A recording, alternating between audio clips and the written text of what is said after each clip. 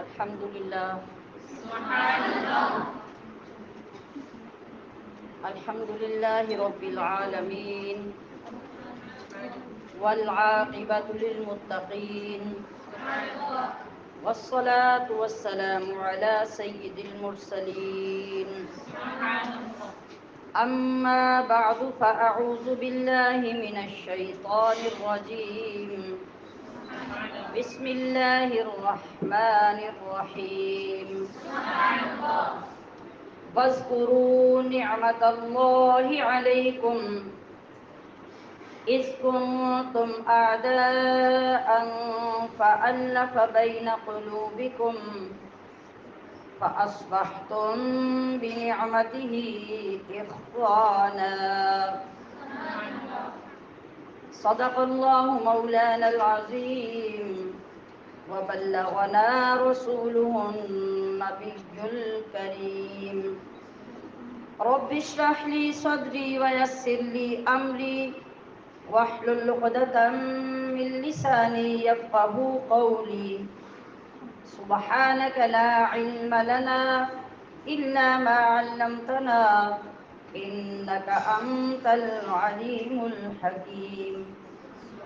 إن الله وملائكته يصلون على النبي يا أيها الذين آمنوا صلوا عليه وسلموا تسلیما.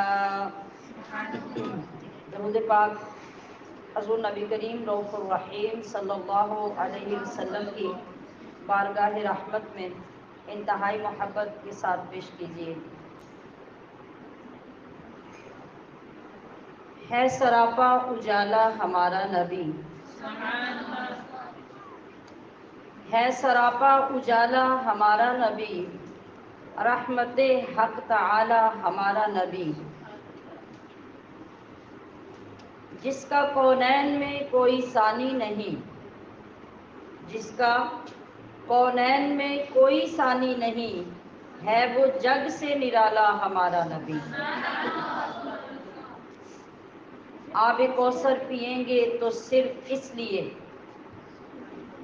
قیامت میں اللہ کا فضل ہوا، کرم ہوا اور ہم اس قابل ٹھہرے تو آب کوثر بہت بڑی نعمت ہے، بہت بڑی دولت ہے، مگر عاشق کا مطمع نظر اس کو پینے کے پیچھے بھی کیا ہوگا کہ آب کوثر پئیں گے تو صرف اس لیے ہم کو دے گا پیالہ ہمارا نبی.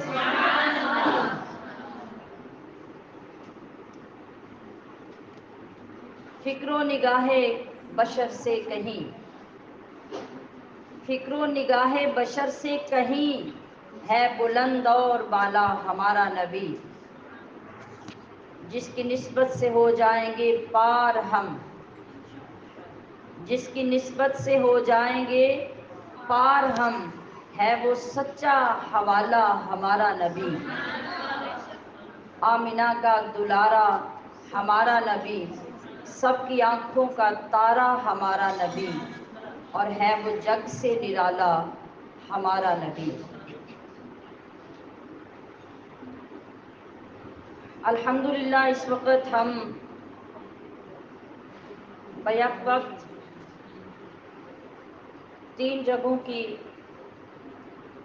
محفل میں شامل ہیں. ایک وہ محفل جو مرکز میں میرے سامنے ہے، ایک اس وقت برنالہ میں پنڈی ابدال میں جامعہ سیفیہ رحمانیہ تسنیم فیضان تسنیم میں جو محفل انعقاد پذیر ہے وہاں، اور ایک حالیہ کی طرف عزیزہ شازمہ نواز کے ہاں جامعہ سیفیہ رحمانیہ برانچ میں جو محفل ہے. الحمدللہ میں اس وقت آپ تینوں خوش نصیب اہل محفل سے مخاطب ہوں. اللہ پاک کا یہ کتنا بڑا احسان، کتنا بڑا کرم ہے کہ وہ ٹیکنالوجی جس کو ہمارے عوام کی اکثریت نیگیٹو وے پر استعمال کرتی ہے، اللہ پاک نے آپ سب کو اسے پازیٹیو وے پہ استعمال کرنے کی توفیق عطا فرمائی ہے کہ ہم اس کے ذریعے سے ذکر رسول صلی اللہ علیہ وسلم سن کر اپنے دلوں کو جلا بخش رہے ہیں، اللہ کی رضا حاصل کر رہے ہیں اور اپنی بخشش کا سامان بنا رہے ہیں۔ تو میں تمام محفلوں میں موجود شریکات محفل، سالکات ہیں، طالبات ہیں، محبات اسلام ہیں، مہمانان گرامی ہیں، میزبانان محفل ہیں، سب کی خدمت میں دلی مبارکباد پیش کرتی ہوں اور اپنے لیے اور آپ سب کے لیے دعا کرتی ہوں کہ اللہ رب العزت اس حاضری کے صدقے ہمارے گناہوں سے صرف نظر فرمائے اور رسول اللہ صلی اللہ علیہ وسلم کی آمد باسعادت سے کائنات کے ہر ذرے کو جن نعمتوں سے مستفید کیا گیا اس کا وافر حصہ اللہ کریم ہمیں نصیب فرمائے۔ سورۃ آل عمران کی آیت نمبر 103 آپ کے سامنے تلاوت کی، جس میں ارشاد باری تعالی ہوا وَاذْكُرُوا نِعْمَتَ اللَّهِ عَلَيْكُمْ، لوگوں اپنے اوپر اللہ کی اس نعمت کا ذکر کرو یا اسے یاد کرو، اس وقت کو یاد کرو اذ کنتم اعداء، جب تم سب ایک دوسرے کے سخت دشمن تھے، فألف بین قلوبکم، کہ جب یہ نعمت عظمیٰ نازل ہوئی تو تمہارے دلوں کے درمیان الفت و محبت بھر دی گئی۔ اس کا نتیجہ کیا نکلا؟ فَأَصْبَحْتُمْ بِنِعْمَتِهِ إِخْوَانًا، اس عظیم نعمت کی وجہ سے تم سب آپس میں بھائی بھائی بن گئے۔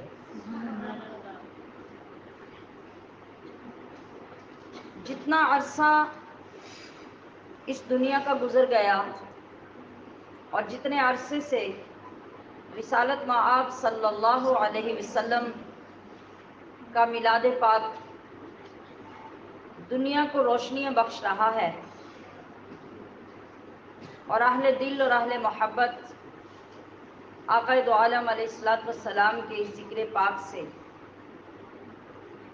اپنے ماحول کو منور کرتے چلے آ رہے ہیں، اور الحمدللہ آپ سب بھی تسلسل کے ساتھ جتنے عرصے سے محافل میں تشریف لا رہے ہیں اور نبی علیہ الصلوۃ والسلام کی عظمتیں، رفعتیں اور آپ کے میلاد کی فضیلتیں سن رہے ہیں،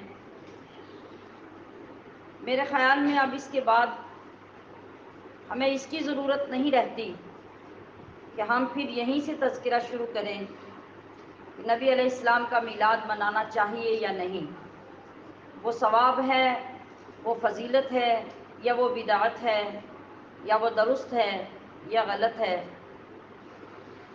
میں یہ عرض کروں گی کہ یہ سوال اور یہ سوچ ہی غلط ہے۔ آپ علیہ الصلوۃ والسلام کا میلاد منانا چاہیے یا نہیں، بلکہ سوال یہ پیدا ہوتا ہے کہ آپ علیہ الصلوۃ والسلام کا میلاد کیوں نہیں منانا چاہیے۔ سوال یہ ہے اور اس کا جواب جس جس کے پاس ہے وہ جواب پیش کرتے۔ نبی علیہ الصلوۃ والسلام کا میلاد کیوں نہیں منانا چاہیے؟ اس لیے کہ تھوڑی ترتیب کے ساتھ بات کو سمجھنے کی اگر ہم کوشش کریں تو اللہ تبارک و تعالی ارشاد فرماتا ہے میں نے مخلوقات میں سے، کائنات میں سے کوئی چیز بیکار پیدا نہیں کی۔ اب مخلوقات میں مچھر بھی ہے، مکھی بھی ہے، اور اس سے چھوٹے کوئی کیڑے مکوڑے بھی ہیں اگر، تو وہ بھی اللہ کی مخلوق میں ہیں، حتیٰ کہ اپنے زہر کی شدت سے مار دینے والا جانور جو سانپ ہے، جو کیڑا ہے، اس کو بھی اللہ نے پیدا کیا۔ مگر اللہ فرما رہا ہے کہ ہم نے کوئی چیز بیکار پیدا نہیں کی۔ ہم جتنی مخلوقات کو دیکھیں، ان ساری مخلوقات میں اشرف المخلوقات کون ہے؟ ہم سب، ہم اشرف المخلوقات ہیں بحیثیت انسان۔ اب انسان میں بھی کیٹاگریز ہوں گی، انسان کے بھی درجے ہوں گے۔ ایک ہے صرف انسان، اور ایک ہے انسان میں مسلمان، اور مسلمان میں آگے درجہ ہے رسول اللہ کے غلام کا، اور پھر اس سے بھی اوپر سچے عاشق رسول کا۔ تو ان کے درجات عام انسان سے بھی بڑھتے چلے جائیں گے۔ انسان میں صالحین، صالحین میں پھر مقربین، پھر اولیاء، پھر اولیاء مقربین، پھر غوث، قطب، ابدال، قلندر، یہ سب اپنے اپنے عہدے ہیں ولایت میں، اور یہ ایک دوسرے سے اوپر ہیں۔ تو شخصیت مضبوط ہوتی گئی، شان بڑھتی گئی یا نہیں؟ شان بڑھتی گئی۔ پھر ان سب سے اوپر آگے چل کے درجہ آتا ہے فقہا کا، ائمہ اکرام کا، محدثین کا، تابعین کا، اور صحابہ اکرام۔ صحابہ اکرام کے بعد انبیاء کرام کا، اور انبیاء کے بعد نبی الانبیاء کا۔ اور وہ کون ہے؟ رسول خدا احمد مجتبیٰ محمد مصطفیٰ صلی اللہ علیہ وسلم کا۔ تو ہم میلاد کس کا منعقد کرتے ہیں؟ محمد مصطفیٰ صلی اللہ علیہ وسلم کا۔ میں نے بات کہاں سے شروع کی؟ کیڑوں مکوڑوں سے، کم ترین مخلوق سے، کہ اللہ نے فرمایا کہ میں نے اس کو بھی بیکار پیدا نہیں کیا۔ تو بات سمجھ میں آنے لگی کہ جب کیڑے مکوڑے بیکار نہیں، تو پھر انسان کیسے بیکار ہو سکتا ہے؟ جب انسان بیکار نہیں تو خاص انسان بیکار کیسے ہو سکتا ہے؟ جب خاص انسان بیکار نہیں تو پھر اللہ کے مقربین صالحین بیکار کیسے ہو سکتے ہیں؟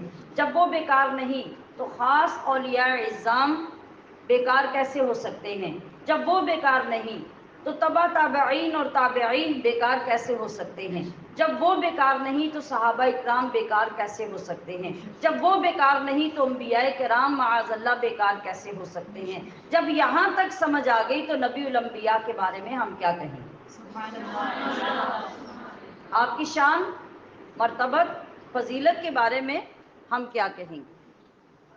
تو جب تمام چیزوں کو ہم نے سمجھا کہ ہر چیز کوئی نہ کوئی فضیلت رکھتی ہے، ہر چیز کوئی نہ کوئی مقام رکھتی ہے، تو تمام مقامات سے بلند ترین مقام رسول خدا صلی اللہ علیہ وسلم کا، اور آپ کا ذکر کرنا، آپ کی یاد کرنا کیوں کر بیکار ہوگا؟ یہ اس ترتیب سے ہر عام اور معمولی ذہن بھی اس بات کو سمجھنے کے قابل ہو گیا۔ اگر ہم بطور نعمت کے کسی چیز کو لیں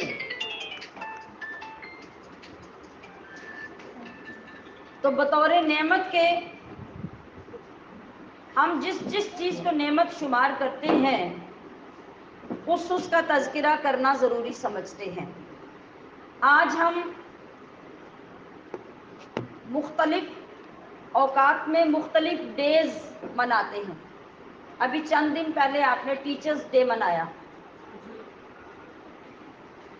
کبھی فادرز ڈے، کبھی مدر ڈے،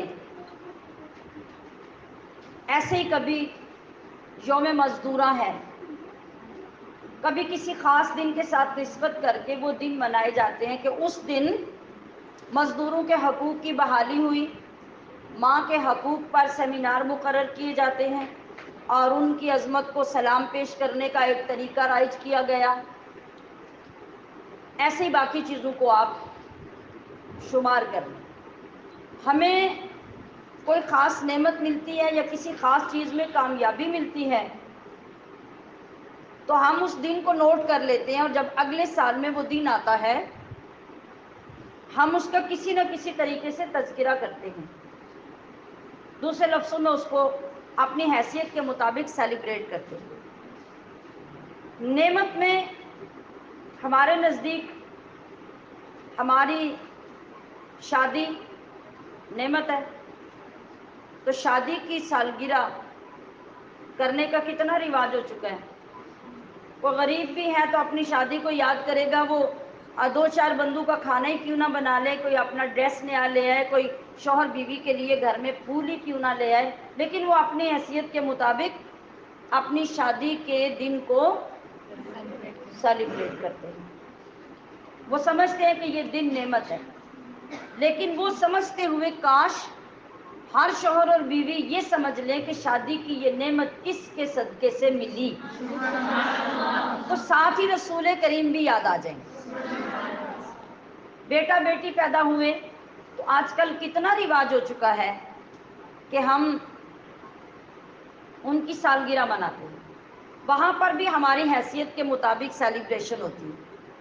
کچھ لوگ وہ ہوتے ہیں جو اپنے گھر میں تھوڑا بہت بچے کو خوش کرنے کے لیے اہتمام کر لیتے ہیں اور وہ سالگرہ کر لیتے ہیں. کچھ لوگ دوست احباب کو بلا لیتے ہیں، بچے کے فرینڈز کو بلا لیتے ہیں اور سالگرہ کر لیتے ہیں.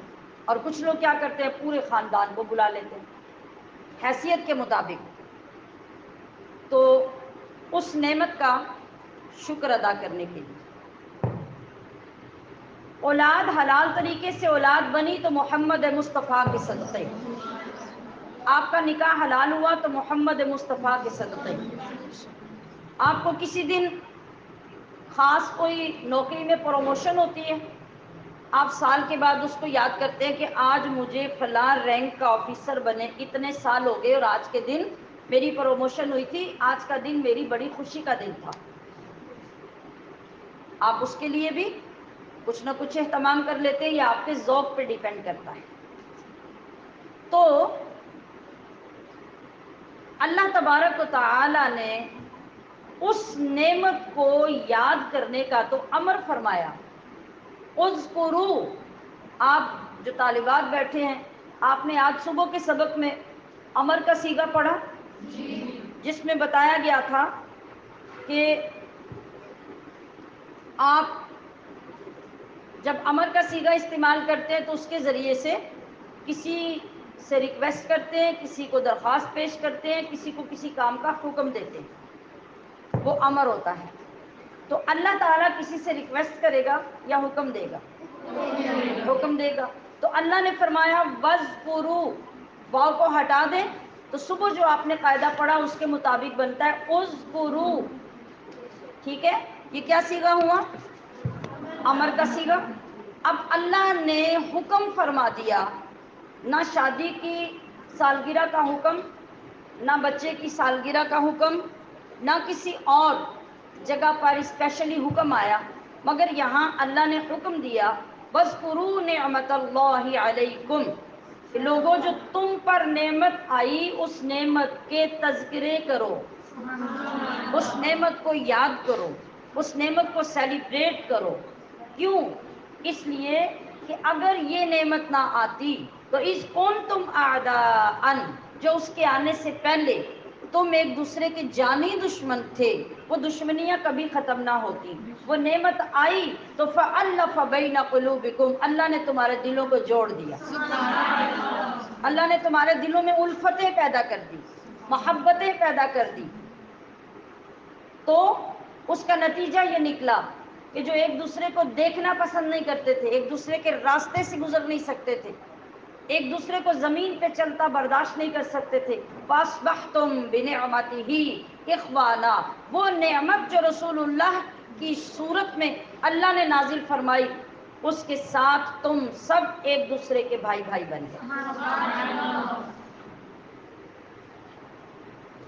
اب پھر ہمیں اس نعمت کا تذکرہ کرنا چاہیے یا نہیں؟ بلکہ یہاں تو یہ ہے کہ ہم کسی چیز کو اس کے خاص دن کے ساتھ یاد کریں، مگر آپ علیہ الصلاۃ والسلام چونکہ ابد تک نعمت بن کر آئے، لہذا ابد تک ہر دن میں، ہر لمحے میں آپ کو یاد کرنا ہمارے اوپر واجب ٹھہرا۔ یہ الگ بات ہے کہ بعض چیزیں ہماری رسومات بن جاتی ہیں اور پھر ہم اس کے ذریعے چلتے ہیں، جیسے اب ربیع الاول آ گیا، اب حضور کا میلاد کروا لو، اب فلاں تاریخ فلاں دن یہ کر لو اور سارا سال نبی کو یاد نہ کرو، حالانکہ آپ کی آمد، آپ کی عظمت، آپ کی فضیلت کے یہ تقاضے ہرگز نہیں ہیں، بلکہ آپ چونکہ ہماری سانس سانس کے لیے، ہمارے لمحے لمحے کے لیے رحمت اور نعمت عظمیٰ بن کر آئے ہیں، لہٰذا ہر سانس کے ساتھ اور ہر لمحے میں ہمیں اپنے اس عظیم نبی کو یاد رکھنا لازم ہے۔ آج وہ غیر مقلد لوگ جو میلاد پاک میں اعتراضات اور اختلافات پیدا کرتے ہیں، ان کے رہنما، ان کے مقتدا اشرف علی تھانوی صاحب یہ کہتے ہیں کہ نبی علیہ الصلوۃ والسلام کی یاد کا ذکر کرنا ہمارے لیے لازم ہے کہ ہم روز حضور کا میلاد کریں۔ آج نہ جانے کہاں سے یہ وبا پھوٹ پڑی کہ نبی علیہ الصلوۃ والسلام کے ذکر پر اختلاف کر کے لوگوں کو ڈبل مائنڈڈ کر دیا جاتا ہے، اور بے علم لوگ پھر اس نعمت عظمیٰ سے محروم ہو جاتے ہیں۔ وہ کیا کہتے ہیں؟ میں نے کیا نام لیا؟ کسی پڑھے لکھے بندے سے پوچھئے، سوال کیجئے اشرف علی تھانوی صاحب کون ہیں آپ؟ وہ کیا کہتے ہیں کہ ہمارے ایمان کا تقاضا یہ ہے کہ ہم ہر روز رسول اللہ کا میلاد کریں۔ اگر ہم ہر روز نہ کر سکیں تو کم از کم ہفتے میں ایک بار تو رسول اللہ کا میلاد ضرور کرنا چاہیے۔ بتائیے اب بھی کوئی اعتراض باقی رہتا ہے؟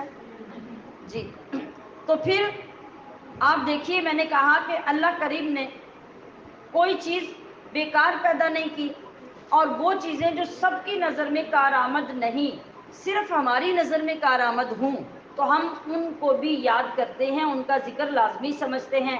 ہمارے گھر بیٹا ہوا تو لوگوں کو کیا فائدہ ہے؟ بولیے، ہمیں نوکری ملی تو لوگوں کا کیا فائدہ ہے؟ شادی ہماری ہوئی تو لوگوں کا کیا فائدہ ہے؟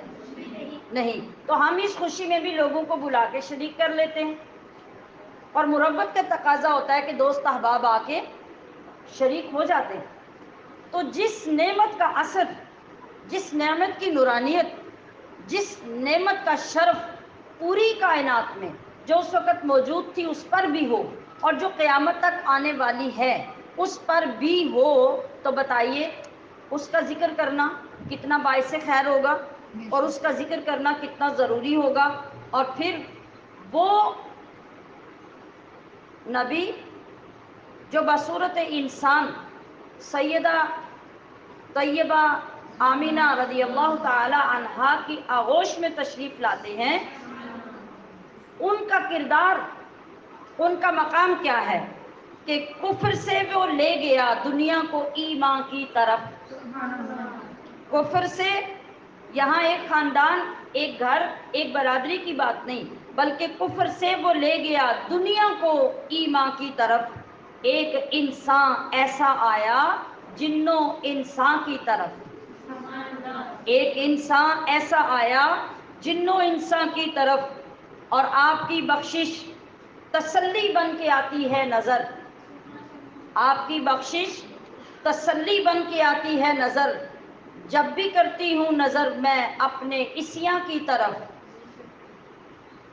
جب متاع زندگی ہے آرزو ہی آپ کی، کائنات کا سامان، کائنات کی یہ زندگی کی پونجی، زندگی کا سامان کیا ہے کہ زندگی بنتی ہی تب ہے جب ہر لمحہ محمد مصطفیٰ کی آرزو میں لگی رہے۔ تو جب متاع زندگی ہے آرزو ہی آپ کی، پھر اٹھاؤں کیوں نظر دنیا کے سامان کی طرف۔ ایک انسان ایسا آیا جن و انسان کی طرف۔ تو عزیزات محترم، حقیقت بات یہ ہے، آج اگر ہم امن چاہتے ہیں، سلامتی چاہتے ہیں، محبت چاہتے ہیں، حقیقت چاہتے ہیں، معرفت کی زندگی چاہتے ہیں، تو ان تمام چیزوں کے لیے اصل مرجع و ماوا کون ہے؟ اس کی پہچان ضروری ہے۔ اس کی پہچان کے بغیر ان تمام چیزوں کا حصول ممکن ہی نہیں۔ اور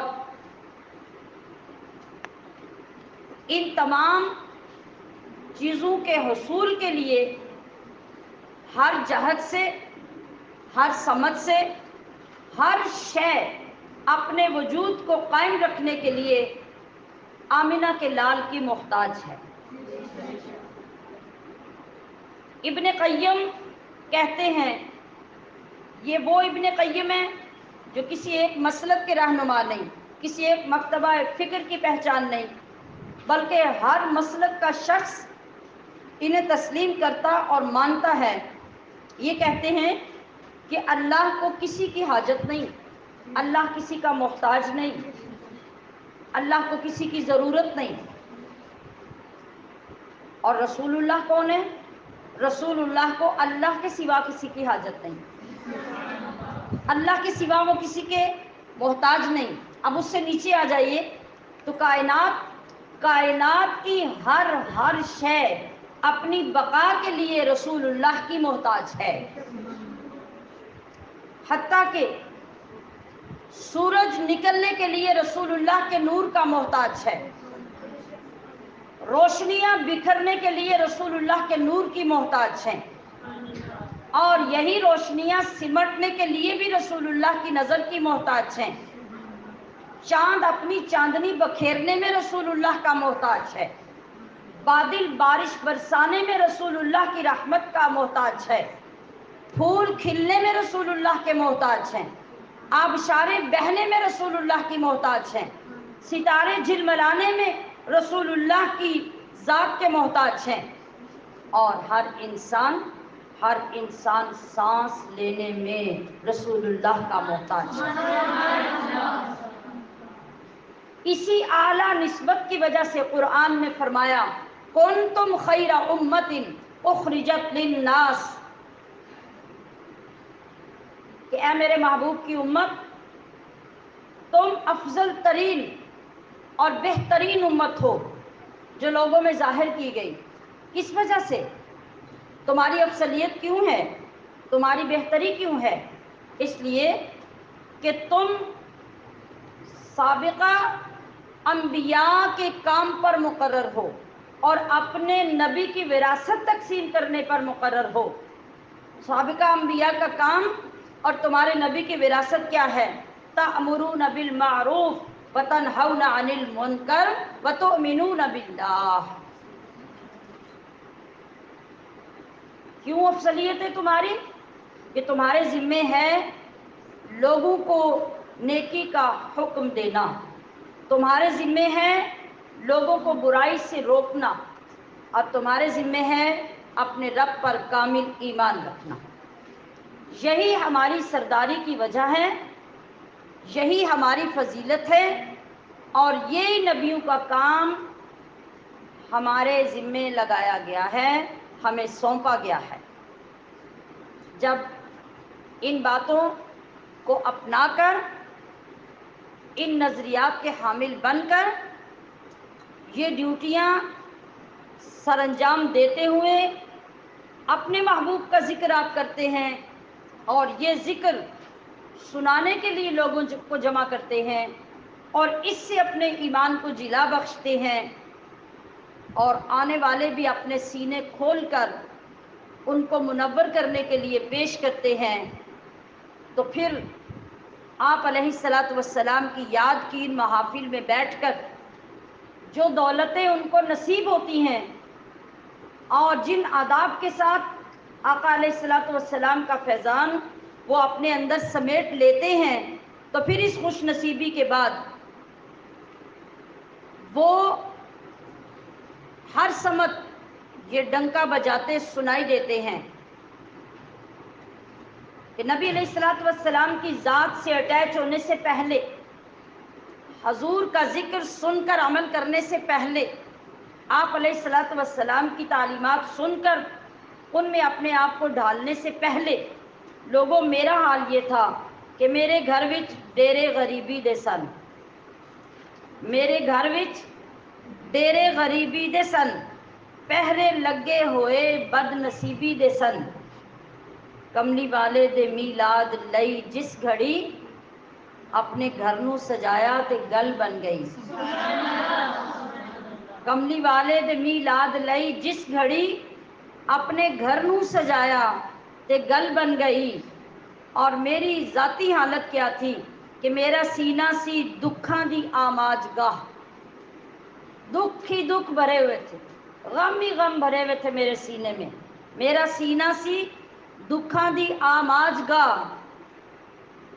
لب گئی آپے خوشیاں نو اس گھر دی راہ، لب گئی آپے خوشیاں نو اس گھر دی راہ، کب پاک نالین دا نقش لے کے جدوں اپنے سینے تے لایا تے گل بن گئی۔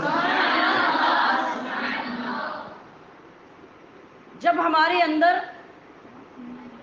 اس فضیلت کا احساس پیدا ہو جاتا ہے اور جب ہم مصطفیٰ کریم علیہ الصلوۃ والسلام کے ذکر کے مقصد اور ان کے تقاضے سمجھ کر آگے بڑھتے ہیں اور رسول اللہ کے قدموں میں اپنی جگہ بنانے کی کوشش کرتے ہیں تو اللہ ہمیں وہ فضیلتیں عطا فرماتا ہے کہ ہم ان کا تصور نہیں کر سکتے۔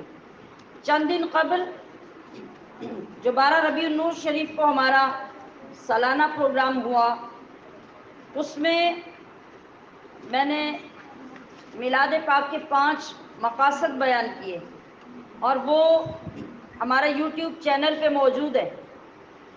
ہماری جتنی بھی پڑھی لکھی خواتین، وہ ٹیچرز ہوں، لیکچررز ہوں، پروفیسرز ہوں، ڈاکٹرز ہوں، آپ جو پڑھے لکھے طبقے میں رہتے ہیں، پڑھے لکھے طبقے سے محافل میں تشریف لاتے ہیں، تو آپ کے پاس نبی علیہ الصلوۃ والسلام کے ذکر اور میلاد پاک کا وہ مضبوط پیٹرن موجود ہونا چاہیے کہ جس کو سننے کے بعد آپ اپنے حلقوں میں بات کریں تو آپ کی بات کے اندر کوئی لاجک ہو، کوئی دلیل ہو، جس کو سن کر لوگ آپ کی بات میں تاثیر محسوس کریں۔ آپ اس کو سمجھنے کے لیے اس بیان کو یوٹیوب سے ضرور سنیے۔ تسنیم ہاشمی آفیشیل نام سے جو یوٹیوب ہمارا چل رہا ہے، اس میں اس بیان میں ان کی مکمل تفاصیل بیان کی گئی ہیں جو ہمارے لیے مشعل راہ ہیں، اور ہماری ہر عورت نہیں، امت محمدیہ کے ہر شخص کو بنیادی طور پہ ان مقاصد کا پتہ ہونا چاہیے۔ جب ان مقاصد کو سمجھ لے گا تو اس کے ان بیان کردہ مقاصد کے بعد نہ کسی کے پاس میلاد پاک کے اختلاف کی گنجائش رہے گی اور نہ کوئی اعتراض باقی رہے گا، اس لیے کہ نبی علیہ الصلوۃ والسلام تو آئے ہی اس لیے ہیں کہ وہ 5 مقاصد ہمیں سکھائیں اور ہم ان کو سیکھنے کے بعد ان پہ عمل پیرا ہو جائیں۔ تو ابھی آج کی اس گفتگو میں میں آگے جو چند چیزیں آپ کو بتانے لگی ہوں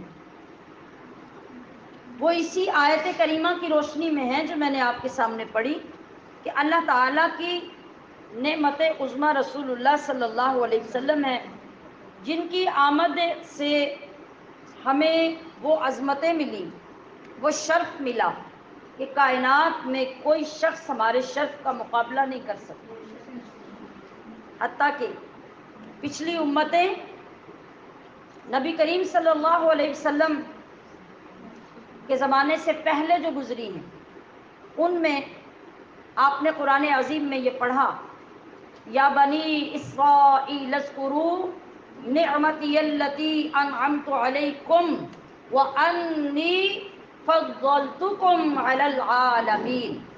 اللہ نے فرمایا کہ اے بنی اسرائیل، یاد کرو میری ان نعمتوں کو جو میں نے تم پہ کی، اور یہ کہ میں نے تمہیں جہان بھر پر فضیلت عطا کی. وہ فضیلت کتنی ہے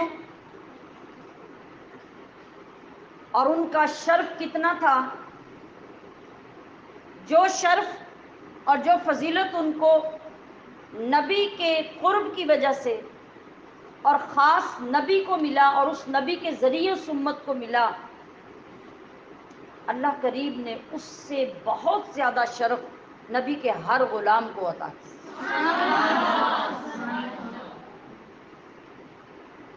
حضور نبی کریم صلی اللہ علیہ وسلم کی بارگاہ میں دو صحابی بیٹھے ہیں، آپس میں ایک خواب بیان کر رہے ہیں.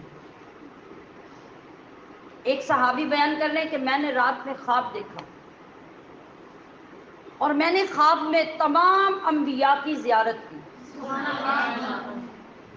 کہتے ہیں کہ ہر نبی کا نقشہ یوں ہے کہ ہر نبی کے چاروں طرف ایک ایک چراغ ہے، سامنے، پیچھے، دائیں بائیں. ہر نبی کے پاس 4 دائیں بائیں چراغ ہیں. اور جو نبی کے صحابی ہیں، جو خاص بندے ہیں، ہر نبی کے خاص قریبی حواریوں اور صحابیوں کے پاس ایک ایک چراغ. میں نے خواب میں یہ منظر دیکھا تو یہ دیکھنے کے بعد میں نے دیکھا کہ ایک نبی کھڑے ہو جاتے ہیں. جب وہ نبی کھڑے ہو جاتے ہیں تو جتنے نبی اور ان کے جتنے چراغ اور ان کے صحابہ کے جو چراغ میں نے دیکھے تھے وہ سب کے سب چراغ بجھ جاتے ہیں.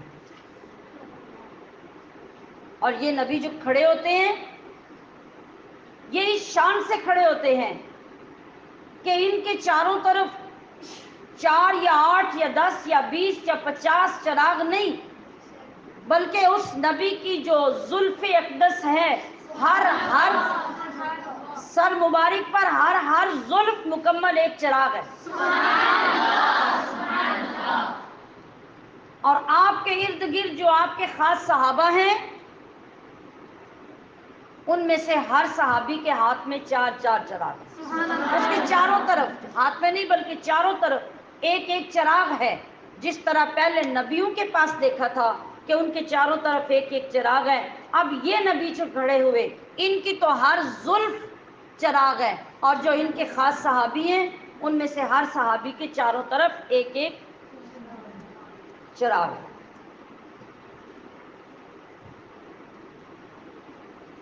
تو عزیزات محترم، آپ یہ دیکھیے کہ وہ نبی کون ہے جو آخر میں وہ نبی کھڑے ہوئے اور ان کے کھڑے ہونے سے باقی تمام نبیوں کے چراغ بجھ جاتے ہیں. وہ میرے اور آپ کے نبی ہیں، وہ ان نبیوں کے بھی نبی ہیں جن کے لیے اللہ نے عہد لیا تھا کہ اے انبیاء تم جب جاؤ گے تو تمہارے جانے کے بعد میرا ایک خاص رسول آئے گا. تمہاری رسالتیں، تمہاری نبوتیں ایک وقت تک جو چمک چکی ہوں گی، پھر جب وہ میرا محبوب آئے گا تو تمہاری نبوتوں، رسالتوں کی تصدیق کی مہر تب لگے گی جب تم بھی اس نبی پر ایمان لاؤ. اب وہ نبی کھڑے ہوتے ہیں اور وہ کون ہے؟ وہ نبی الانبیاء ہے. اب ان کے چاروں طرف ایک ایک نور کا چراغ نہیں بلکہ وہ نور الانوار بن کر چمک رہے ہیں.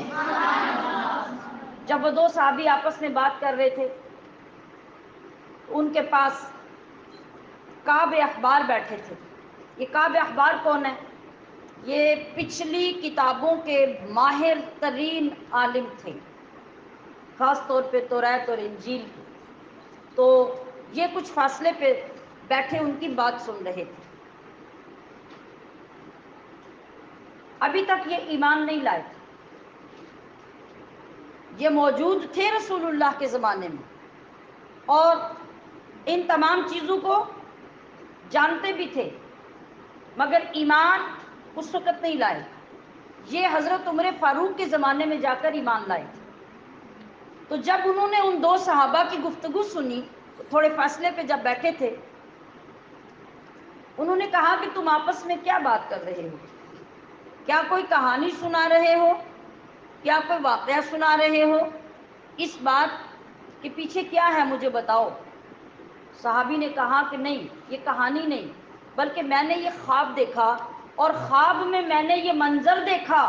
تو کعب اخبار جو پچھلی کتابوں کے ماہر ترین عالم تھے، وہ کہنے لگے کہ اللہ کی قسم، یہ جو کچھ تم بتا رہے ہو یہ آخری نبی محمد الرسول اللہ کی نشانیاں میں نے پچھلی کتابوں میں پڑھی ہیں،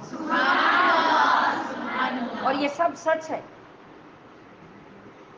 آپ دیکھیے کہ اس محبوب مکرم کے صدقے سے اللہ پاک نے ہمیں کیا شان عطا فرمائی، کہ جو شان وہ صحابی پچھلے نبیوں کی دیکھ رہے ہیں، وہ نبی کے صحابہ کی دیکھ رہے ہیں۔ اسی لیے حدیث پاک میں ہے کہ بنی اسرائیل کے جو نبی ہیں، رسول اللہ صلی اللہ علیہ وسلم کی امت کے علماء ان نبیوں کے برابر ہیں۔ برابر کا مطلب ہے کہ جو منصب تبلیغ کا، تعلیم کا ان کے سپرد تھا، وہ حضور کی امت کے علماء کے سپرد تھے۔ اب آپ دیکھیے کہ خود رسول اللہ صلی اللہ علیہ وسلم نے ارشاد فرمایا کہ اعطیت ثلاث خصال،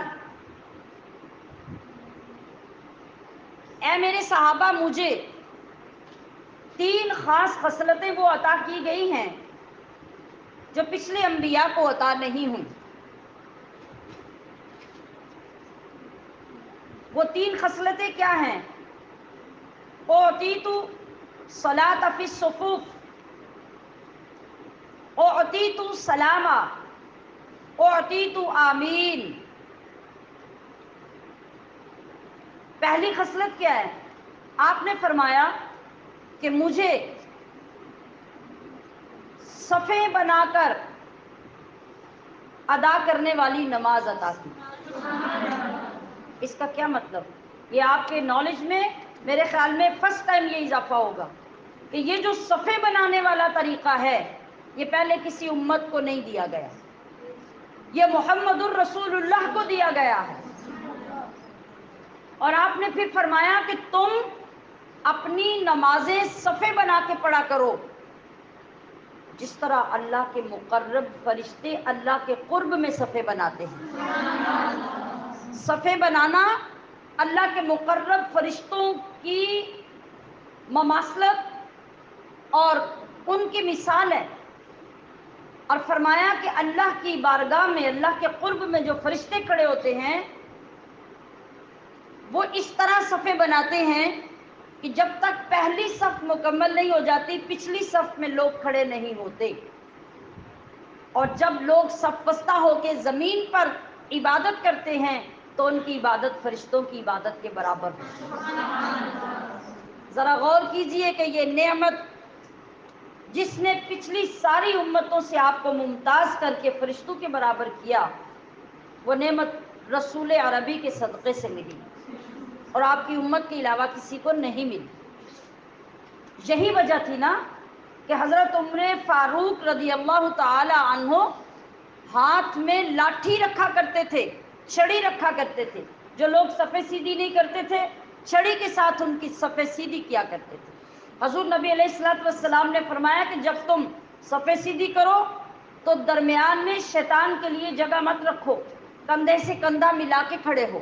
اگر تمہارے کندھے کے درمیان اور تمہارے کھڑے ہونے کے درمیان وقفہ ہوگا تو وہاں شیطان آ کے کھڑا ہو جائے گا۔ آج دیکھ لیجئے ہمارے کتنے لوگوں کو اس کی خبر ہے، اور یہ بات ہمارا آنر ہے، ہمارا اعزاز ہے کہ ہم بیٹھیں تو قطار میں بیٹھیں، صف بستہ بیٹھیں، ہم عبادت میں بیٹھیں تو صف بستہ بیٹھیں، ہم نماز میں خاص طور پر آپ نے فرمایا صلاۃ فی الصفوف، کہ صفوں والی نماز مجھے عطا کی گئی۔ یہ اسپیشلٹی ہے آپ کی، اور کتنی بے خبری ہے اس سے۔ پھر دوسری چیز جو آپ نے فرمائی وہ کیا ہے؟ اعطیت سلامہ، مجھے سلام عطا کیا گیا۔ اب کیا ہے کہ سلام کرنے کی عادت اور سلام کرنے کا طریقہ بھی رسول اللہ کی امت سے پہلے کسی امت کو نہیں دیا گیا۔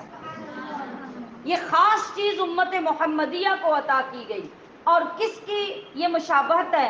فرمایا ہوا تحیت اہل الجنہ، یہ جنت والوں کے ملنے کی دعا ہے. جب وہ آپس میں ملاقات کیا کریں گے تو ایک دوسرے سے بات کا آغاز سلام سے کیا کریں گے.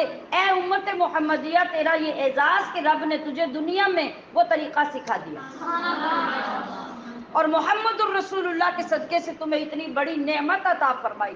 تو بتائیے کہ پھر اس نعمت عظمیٰ کو ہم یاد نہ کریں جس کے صدقے سے اتنی بڑی نعمتیں ملی. پھر کبھی موقع ملا تو میں اس کو ڈیٹیل میں بیان کروں گی. آج تو وقت کم ہے، میں صرف آپ کو ان 3 چیزوں پر عادت پختہ کرنے کے لیے ان کی نشاندہی کر رہی ہوں. تیسری بات کیا فرمایا؟ اعطیت آمین، اللہ نے میری امت کو اور مجھے آمین عطا کی. سبحان اللہ. جب آپ کسی دعا پہ آمین کہتے ہیں تو آمین کا مطلب ہوتا ہے یا ربی استمع واستجب، یا اللہ ہماری دعا سن اور اپنی شان کے مطابق اس کو قبول فرما. تو جب آپ دعا پر آمین کہتے ہیں تو ادھر اللہ کے بندے کی دعا پر فرشتے آمین کہہ رہے ہوتے ہیں. آپ کی اور فرشتوں کی آمین کیا ہوتا ہے؟ ایک ہو جاتی ہے. نبی علیہ الصلوۃ والسلام نے ارشاد فرمایا کہ میری امت کے لوگوں سے سب سے زیادہ حسد جو یہودیوں کو ہوا وہ اس بات پر تھا، ایک اس آمین کے کہنے کی وجہ سے وہ کہتے تھے کہ کاش مسلمانوں سے آمین چھن جائے اور یہ ہمیں مل جائے. اور دوسری کس بات پہ وہ حسد کرتے تھے کہ جب ہم نماز پڑھتے ہیں رکوع کے بعد کھڑے ہو کے سمیع اللہ لمن حمیدہ یا اللہم ربنا لک الحمد یا اللہم ربنا ولک الحمد یا صرف ربنا لک الحمد، یہ ایک ہی بات ہے سب. جب یہ کہتے ہیں تو جتنا حسد یہودیوں کو مسلمانوں پہ اس بات سے ہوتا ہے اتنا کسی اور بات سے نہیں ہوتا. وہ کثرت سے یہ خواہش اور حسد کرتے تھے کہ کاش یہ عبادت مسلمانوں سے چھن جاتی اور ہمیں مل جاتی. کبھی زندگی میں سوچا کہ اللہ نے اپنی اس نعمت عظمیٰ کے صدقے میں کون کون سی نعمتیں اور کون کون سی اسپیشلٹیز عطا فرمائی؟ تو پھر اس نبی کا ذکر کیسے نہ کیا جائے اور اس رب کا شکر کیسے نہ کیا جائے جس نے ہمیں اتنی بڑی نعمتیں عطا فرمائی اس نبی کے صدقے اور ادھر فرشتوں کے ساتھ مشابہت عطا کی. تو ہمارے اوپر یہ لازم ہے کہ ہم ہر وقت ہر لمحہ کسی نہ کسی سنت کی ادائیگی کے ساتھ اپنے محبوب نبی صلی اللہ علیہ وسلم کو یاد کرتے رہیں. اور اس چیز کی نعمت اور دولت ہمیں اس صورت میں مل سکتی ہے جب ہمارے گھروں میں نبی کا دین پہنچے، نبی کا پیغام پہنچے. اور گھروں میں دین کو داخل کرنے کے لیے ہمارے لیے ضروری ہوگا کہ ہم خود کو اور اپنی اولادوں کو دین مصطفیٰ کے ساتھ وابستہ کریں اور پھر اس دین کو سیکھیں. دین سیکھنے کے بعد اس پہ عمل کریں. اور عمل کب قبول ہوگا؟ جب اخلاص پیدا ہوگا. جب یہ چیزیں نصیب نہیں ہوں گی تو پھر ہمارے گھروں میں نہ دین آ سکتا ہے نہ ان نعمتوں کی قدر آ سکتی ہے. ان مدارس کا بنانا اور ان مدارس کے پلیٹ فارم سے آپ کو مصطفیٰ علیہ الصلوۃ والسلام کی عظمتوں سے آگاہ کرنا یہ صرف اور صرف اس وجہ سے ہے کہ آپ صرف چند گھنٹوں میں میلاد پاک سننے تک اپنے آپ کو مصطفیٰ علیہ السلام کی تعلیمات کے ساتھ وابستہ نہیں کریں بلکہ ہمیشہ کے لیے اپنی زندگی کے معاملات میں، عادات میں، معمولات میں سنت رسول کو شامل کر کے اس عمل پہ، اس علم پر عمل کرنے کے قابل ہو جائیں تو تب جا کر اللہ کا شکر ادا کرنے کے قابل ہوتے ہیں.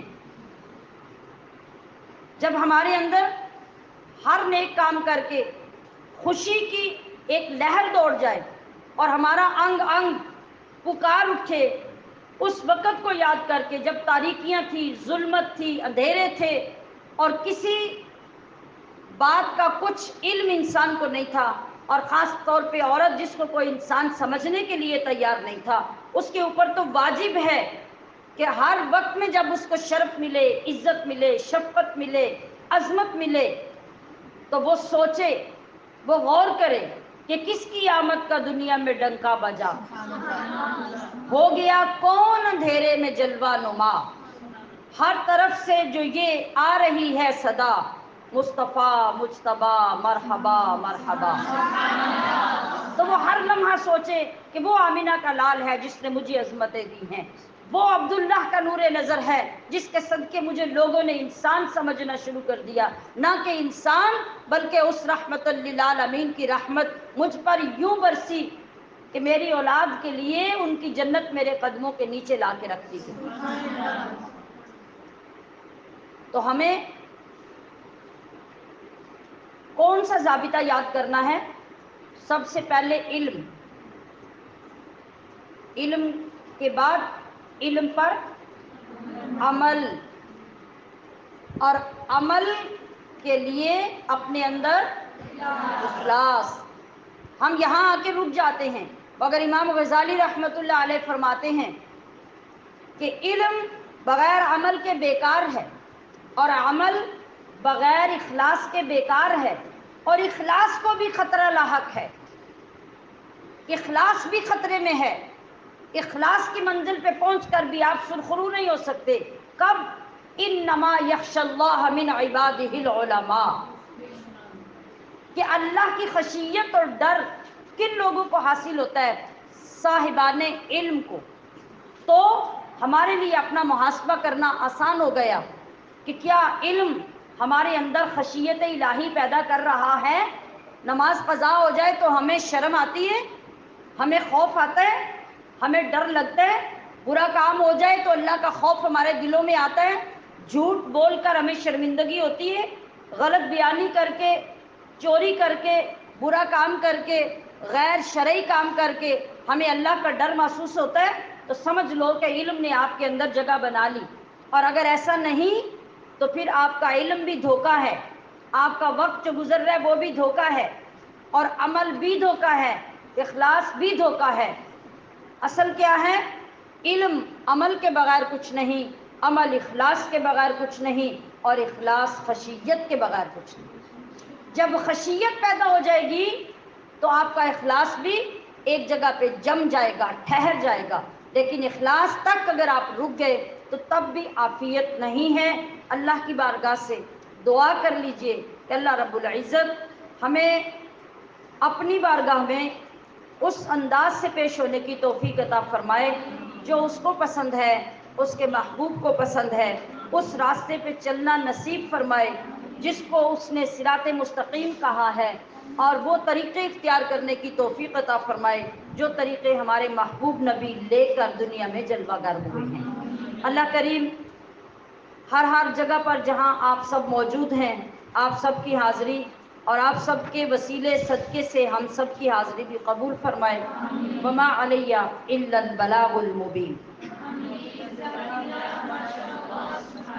ابھی